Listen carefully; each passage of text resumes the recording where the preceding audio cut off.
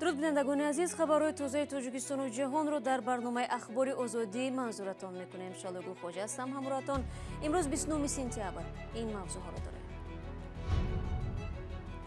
نزدیکان تاجیک تباران محکوم شده در قرقیزستان اتهامات در نسبت آنها را به اساس خوانده از حکومت تاجیکستان یاری میخواهند.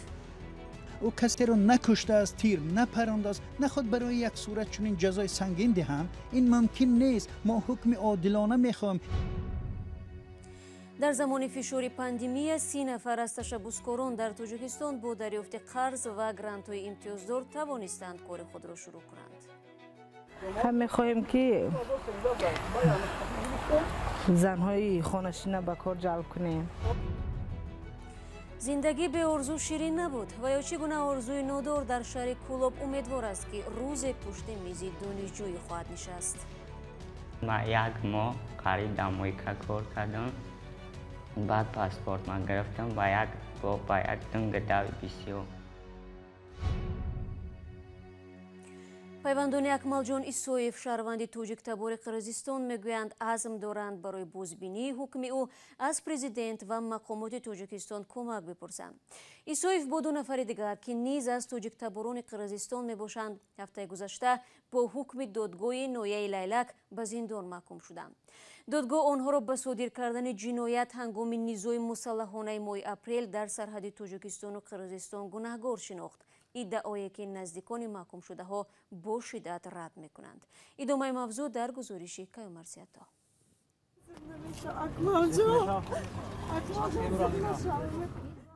اکمالجان ایسایف ساکن ناحیه لیلک و پدری 2 فرزند با گمان غارتگری بازداشت شده بود. او همچنین به ویران کردن اموال خصوصی و دولتی هنگام مناقشه مسلحانه میان تاجیکستان و قرقیزستان گمانبر دانسته میشد. دادگاه لیلک روز 21 سپتامبر او را به 15 سال زندان محکوم کرد. نزدیکانش میگویند که او بیگناه است. من نمیدانم که چه خیل مفتشان در حوله ما در داخل جویک پمیدار مواد مخدر یافتند. در نوار فوری هم لحظه کشف شدن مواد مخدر پررنگ نمی نماید. همه این ساخته است. در متن پرونده درباره 2 مفتش گفته می شود، اما در اصل مفتشان 5 نفر بودند و یگانه نانآور خانه است. پدرمان فوتیده است، مادرمان بیمار است و او 2 فرزند دارد.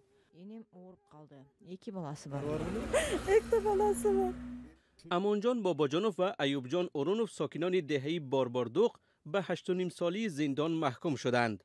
ایوبجان 6 سال پیش ازدواج کرد. زوجه او حامله شده نمی توانست و آنها برای معالجه به تاجیکستان و ازبکستان می رفتند. بنابر مهلت طولانی معالجه آنها مجبور شدند خود را موقتا در قید تاجیکستان گذارند. به گفته پدرش او در غارتگری دست نداشت. دادگاه او را به 8.5 سال زندان محکوم کرد. گفته بودند یاری میدهند، بیماری را به نظر میگیرند. نمیدانم آینده چی کار کنم. پسرم در وقت مناقشه اینجا بود. او را به ماشین همسایه که دزدیده شده بود به تاجیکستان بردند. ماشینی که دیگران دزدیدند برگرداند، اما به جای رحمت او را عیبدار کردند. این ماشین را یک ساکن تاجیکستان با نام شوکت دزدیده است. خوب زنده باشیم میبینیم چی میشود. این شهروندان را مقامات حفظ حقوق قرقیزستان بازداشت کردند. به گفته تفتیشات کار آنها در دوربین‌های نظارتی ثبت شده است.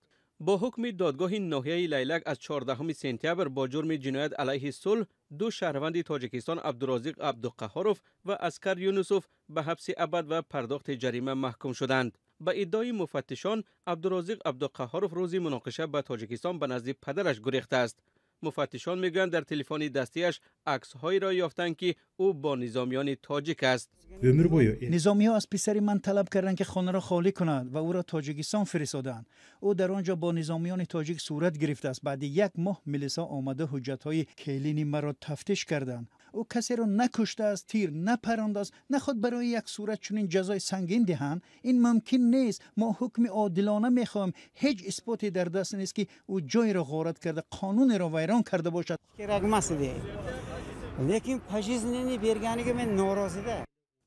در مناقشه مرزی در دهه بارباردوق اموال خصوصی را آتش زده خانه ها را غارت کردند. جبردیدگان طلب دارند که برای این کار کسی باید جواب گوید. در مناقشه مسلحانه مرزی در پایان ماه اپریل 36 شهروند قرقیزستان و 19 شهروند تاجیکستان کشته شدند. در هر دو طرف ده‌ها خانه و اموال دیگری دولتی و خصوصی از بین رفت. دادستان‌های کل دو کشور از روی این حادثه پرونده جنایی گشودند. در 2 سال اخیر که اقتصاد تاجیکستان زیر فشار پاندمی قرار دارد و بسیاری از بخش‌ها دچار رکود شدند، 30 نفر از تشبسکاران در ناحیه‌های توبه مرکز با دریافت قرض و گرانت‌های امتیازدار توانستند کار خود را شروع کنند. سال 2020 رادیوی آزادی درباره این برنامه گزارش داده بود که موافق آن به هر نفری که نیت صاحبکاری دارد تا 200,000 سومانی می‌دهند که نصف از آن کمک به بازگشت و نصف دیگر قرضی با امتیاز است. عبدالله اشورف ادامه می‌دهد. بهزاد علیبکوف ساکن ترسونزاده یکی از آنها است که از امکانیت‌های این برنامه استفاده کرد. وی تا چند ماه پیش یک کشاورز عادی بود. توسط این لایحه 100,000 سومانی گرانت و 100,000 قرض امتیازدار دریافت کرد و با آن تراکتور امتیازی 82 خرید و اکنون به حیث کرایه‌کار با این تجهیزات کار می‌کند و می‌تواند برای خود و خانواده‌اش درآمدی بیشتر آورد. پیش از تراکتور گرفتم من در امو کلغوز حقیقت تراکتورچی کار می‌کردم. بعد همین لایحه ما در پیشنهاد کرد یک شناس شدیم، باز کار کرد سادیم، خدا را شکر رحمت همه ساز نرمانه پرس کرد سادیم، انشالله نصیب کرده باشه بعد پرس این زمینای جوش میکنیم، کیش میکنیم. زنان، جوانان و معیوبان در این لایحه برتری دارند و میتوانند از آن بهره برند. شیرین گل نورова یکی از دیگر کشاورزان است که با استفاده از پول این لایحه گرمخانه بنیاد کرده است و میخواهد در فصل سرما پالایزی ها را به بازار برآورد. تا شروع این لایحه خانه نشین بود، ولی اکنون نه تنها خود بلکه زنان دیگر را نیز با کار تامین کرد. هم میخواهیم که زنهای خانه‌نشین به کار جلب کنیم، بازاری داخلی خارجی را با محصولات خودمان با محصولات دائمی پر کنیم. خیلی چیز زندگی ما باید بلند برداریم. آغاز این لایحه به خروج بیماری کووید 19 راست آمد و در سرعت پیشرفت آن مشکل ایجاد کرد، اما با این وجود تاکنون 30 نفر از صاحبکاران تنها از ناحیه‌های تابع مرکز علاقه از آن بهره گرفتند و کار خود را شروع کردند. تا حال در ناحیه تابع جمهور بهره‌گیرندگان همین برنامه زیاده از 30 نفر شدگی‌اند که گرانتشون گرفته کارشون و فعالیتشون سر کردند. اینا دهقانا شخصان انفرادی کارهایی که تجارت‌های انفرادی سر میکنن، گروه مقصد همشون در گروه مقصدناک لایحه میدرن، یعنی که این جوانان، این زنان و شخصان معیوب. اجرای لایحه هنوز در جریان است و مبلغی که برای لایحه جدا شده است برای دستگیری حدود 1000 صاحبکار در جمهوری میرسد. در ناحیه‌های تابع مرکز تا 200 نفر میتوانند از آن بهره برند. در همین حال اخونوف گفت ساکنان گاه‌ها به واقعی بودن برنامه باور نمی‌کنند و وقت شرط و امتیازها را به مردم میفهمانند بسیاری ها میگویند فریب است. خیال میکنند که این دروغ است و یا اینکه این یگان کسی دیگر میگیرد و پول دمون نمیرسد. هر یک شخصی که در گروه مقصدناک هستند، این زنها، جوانها و شخصانی که امکانیتشون محدود میتونن بهره گیرنده همین لایحه شوند. برنامه با 11 میلیون دلار بانک جهانی راهاندازی شده. مرکز تطبیق لایحه دسترسی به مبلغ گذاری سبز و رشد دهات در وزارت مالیه آن را اجرا میکند. این برنامه عین زمان در ناحیه‌های تابع مرکز و ولایت‌های سوخت و ختلان عملی می شود. برای اجرای این برنامه در 13 ناحیه تابع مرکز تشکیلات غیر دولتی پیش صف کار شریک انتخاب شده است.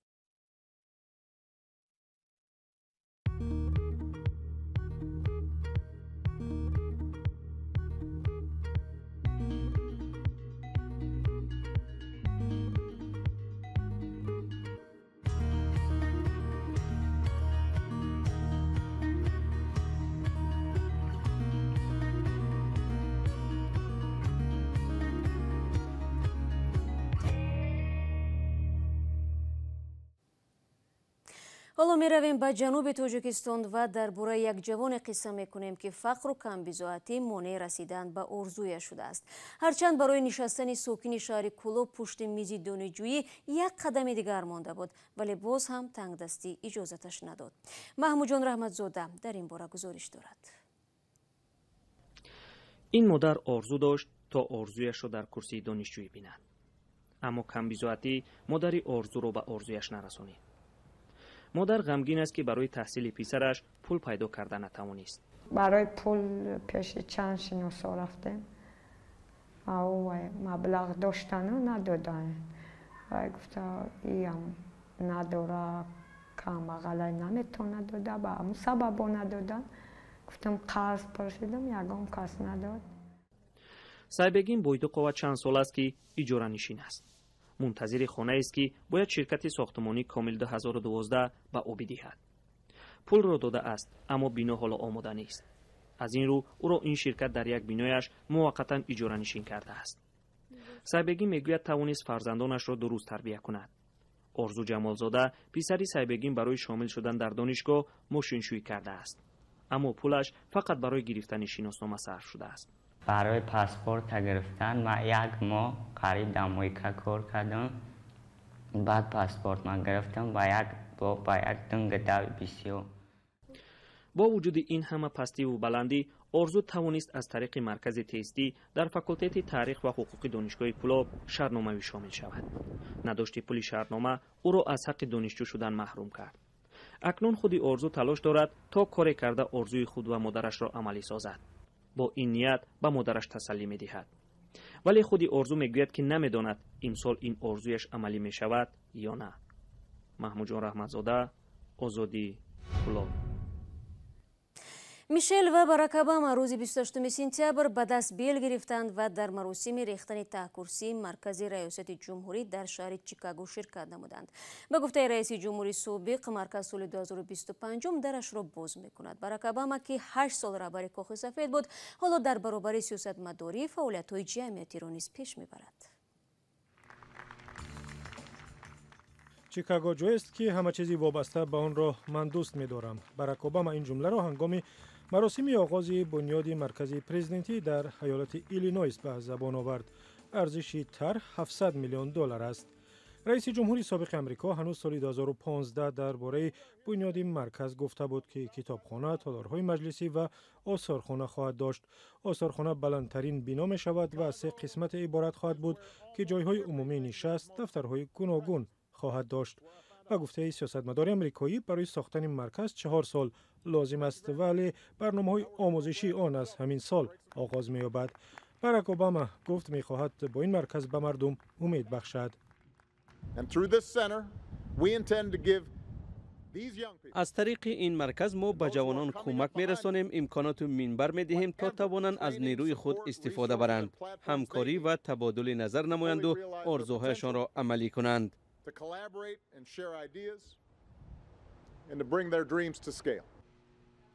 مرکز پرزیدنتی باراک اوباما در باغ جکسون در مساحت 200 گکتار در جنوب چیکاگو ساخته می شود. باغ را سال 1893 برای یک نمایشگاه جهانی آماده کرده بودند.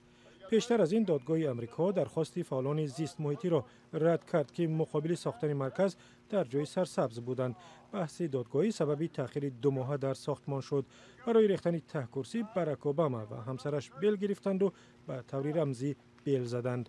همراه آنها لوری گیتفود، شهردار چیکاگو و گوبرناتور ایالت جی روبرت پلیتسکر هم بودند.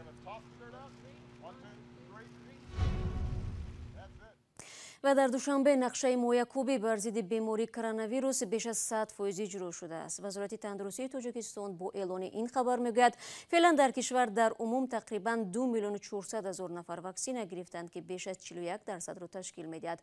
تاجیکستان در ماه ایون امسال امگذرانی ضد کووید 19 را برای ساکنان از 18 ساله بالا حتمی کرد.